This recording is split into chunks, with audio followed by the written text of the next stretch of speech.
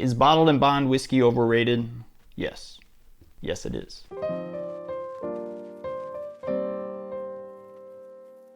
Welcome to Average Joe's Whiskey. My name is Joe. I was getting ready to make a video reviewing this Old Fitz 9-year here.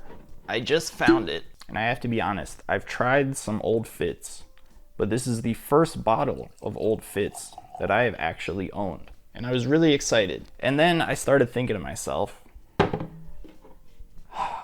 I think I hate this bottle. This is essentially a 9-year-old bonded version of Larceny, except it costs $130 retail. Not to mention secondary is probably double that. But the bottle is ridiculously cool. I will happily admit that that's the main reason I wanted this, because it's such a cool bottle. But is 9-year-old whiskey really worthy of a bottle like this? I don't know, man. It would have to be some amazing 9-year-old whiskey.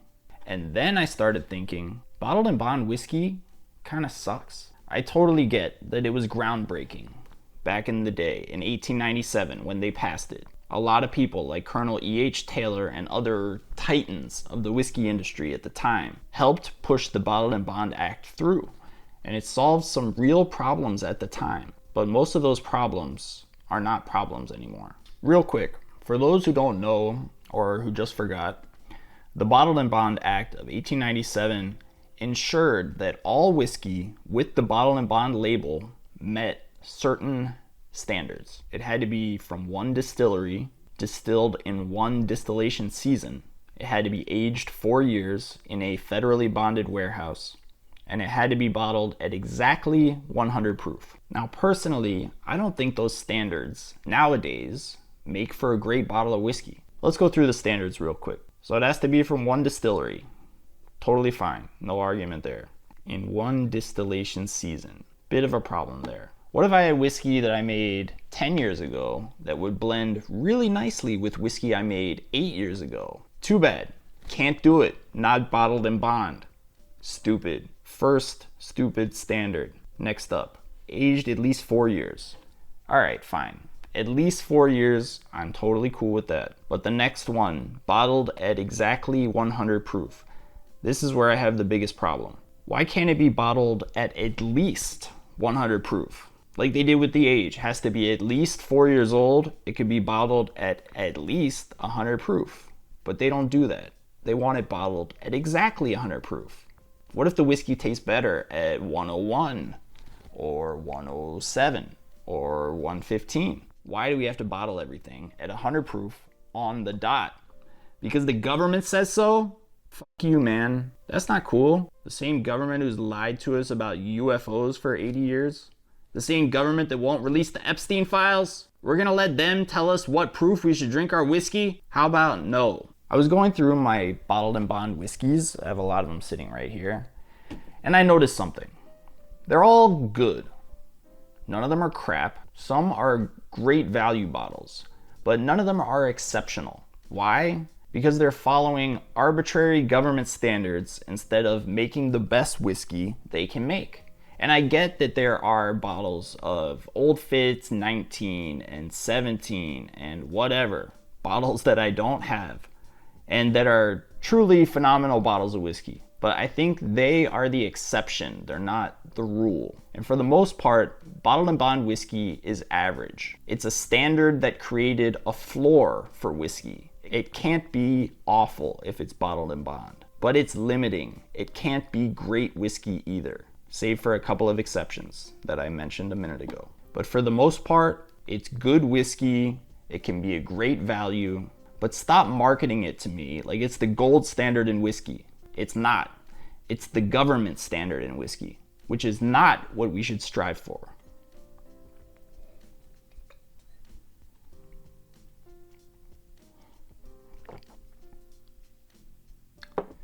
All that being said, the Old Fitz 9 is pretty good. All right, now that I got that off my chest, why don't we go through some bottles that are bottled and bond and talk about whether or not they're overrated. But real quick, let me give you my thoughts on this Old Fitz. Look, I have to say, after I got so upset at myself for spending $130 on a bottle of 9-year-old bottled and bond whiskey, I did pour a glass and I found it quite delightful. It's very sweet. It's got that really nice cherry note, a little bit of citrus, not much of that Heaven Hill nuttiness that you typically get.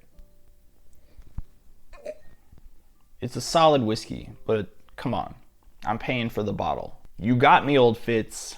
Your marketing department got me. Next up is another bottle that I find to be wildly overrated, and not because it's bad. E.H. Taylor Single Barrel. I'm gonna pour a little bit of this because I actually like this bottle a lot. My problem with this bottle, getting out of control here. My problem with this bottle is similar to my problem with the bottle of Old Fitz. It is the price and it is the hype. I think this sells for $80 retail, and secondary on this thing is something like 150, 200 bucks. It's crazy. I believe these are also in that like 8 to 9 year range. This particular bottle actually has some oak on it. This one might be pushing 10 years here. But E.H. Taylor is very classic bourbon flavors. You get that Buffalo Trace cherry, brown sugar, caramel.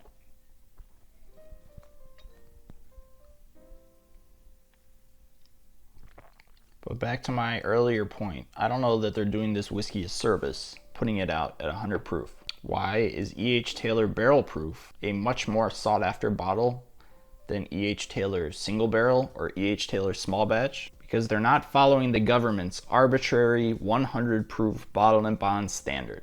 So too expensive? Yes. Overhyped? Yes. Is it good whiskey? Absolutely. Next up, Henry McKenna 10 Year. This is actually one of my favorite daily drinkers. I really like Henry McKenna 10 Year. Obviously, it's another single barrel, so some bottles are much better than others. But I will say, this is probably the bottle of bottle to bond whiskey that I go to more often than any other. However, this was supposed to be a budget bottle. This was like a $30, $40 bottle of whiskey. I think it won Best Bourbon 2 years in a row, and the price jacks up to $65. So even my beloved Henry McKenna now, I would consider overpriced and borderline overhyped. Makes me a little bit sad to say that, but I think it's true. All right, next up, Old Forester 1897. Very good bottle of whiskey. This is like $50 retail though. I believe it's like a 5 or 6 year old bottle and bond. 50 bucks? Come on, dude. This should be $39.99. Aside from that, I like it a lot. Barton 1792. If you can find the store picks, they're very good bottles at that $39.99 price point. Not my favorite Barton product, but definitely not bad for the price. Heaven Hill Bottled and Bond. This one is also great, very tasty, but again, at that $50 price point. They used to have a 6-year Bottled and Bond that was a lot cheaper. They pulled that one off the shelf, replaced it with a 7-year, and charged double the price. This is what I'm talking about with the Bottled and Bond nonsense. Bottled and Bond is supposed to be good whiskey for a good price. And I think a lot of brands are losing focus of that, which is really my point to making this video. Now we're getting into some of the cheaper bottles. Jack Daniel's Bonded, excellent bottle for 35 bucks.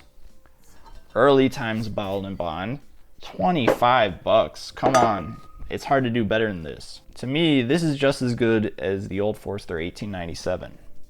Both Brown-Forman products, can't go wrong. And last up, Evan Williams Bottled and Bond.